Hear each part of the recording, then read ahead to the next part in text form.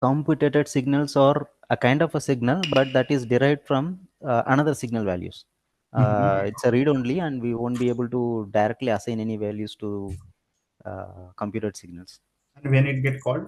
Yeah, whenever any one of the signals that we are using inside the computed signal Mhm. gets changed, it will be notified immediately, and the values also get immediately updated.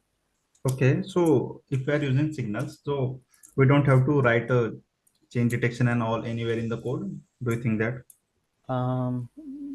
No, I think no. If I suppose for a simple add function, if I'm using a signal and one of the input variable signal, if I'm changing it, yeah, correct. I don't need to inside the same component we don't need to, but if you want to in another components Input, or anything, if you want to use, we can use the effects, like if you want to log something or if you want to do other logic when it gets changed, then